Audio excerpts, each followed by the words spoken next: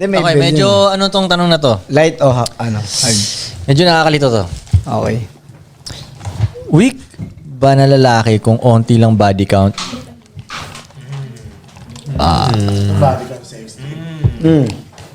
Or king shit type of way yun. So, bilang lalaki, pag konti ang body count mo, ano ba yun? Pag yung kuya konti ang nakasex mo. Less than 5. Less than Koy. 5 ang nakasex mong babae. Koy, bilang lalaki, nagmamatter ba yun? Pwede. Yes. Ako sa tingin ko, oo.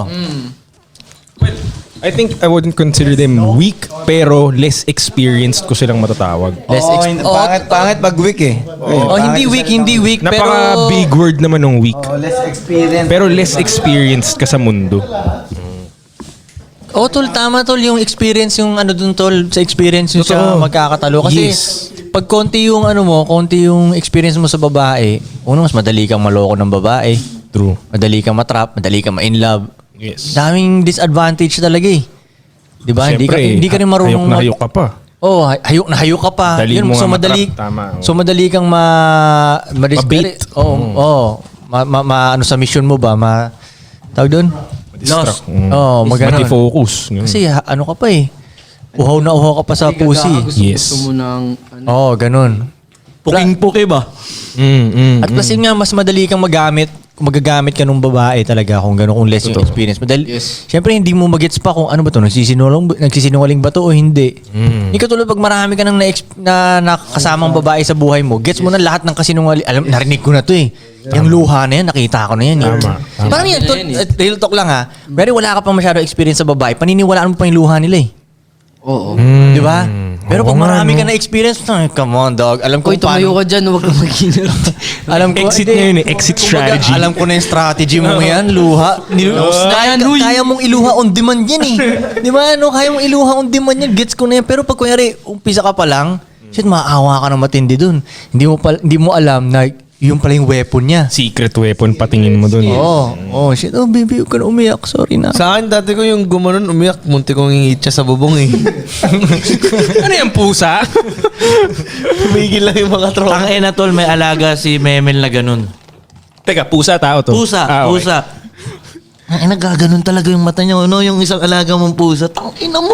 Marunong magpanggap. Oo, sabi ko, ganun ba yun? tangina, alam ko yan. Sabi ko, Mel, tignan mo yung mata. Alam ko yan, bukin. Tol, aswang yun. Lakas mo to ah.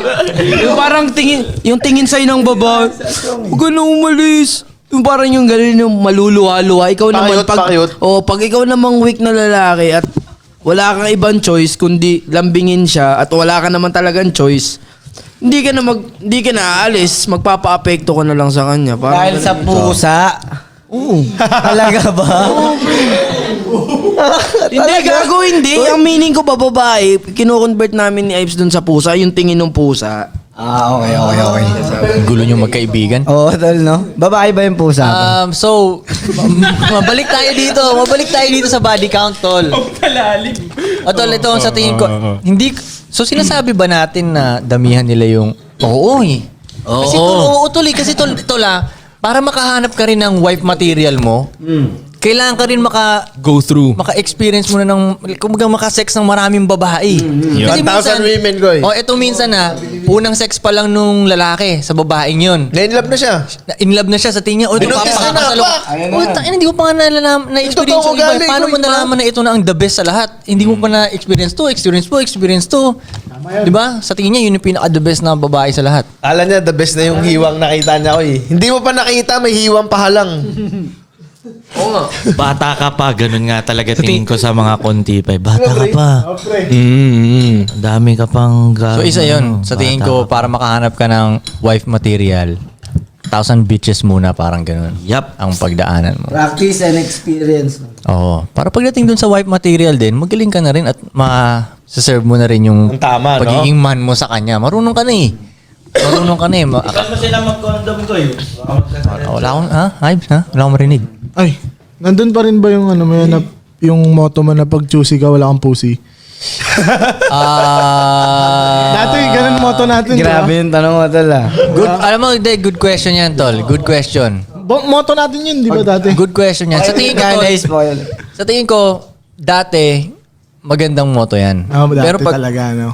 pag nagiging veterano ka na, hindi na magandang moto yan. Kasi kunyari, zero ka pa lang. Takin na, huwag ka nang choosy. Experience ka. Yan, Diba? yan, yan. Oo, zero ka pa lang. Depende sa Ang goal mo sitwasyon. lang naman is maka-experience. Yun lang naman ang goal mo. Depende sa levels mo. So, pero pag mataas ka na, pag experience ka na, kailangan maarte ka na ngayon. Alam mo na eh. Kailangan na ng choosy. Oo, alam mo na eh, di ba? Plus, syempre, pag medyo tumatagal ka na, syempre, malamang yung level mo bilang lalaki, mas mataas na. Pre, di So, tayo dapat- kalagaran, pre. Dati lang yun, Hindi ako pre. masalita dito. Salita ng salita ang puta.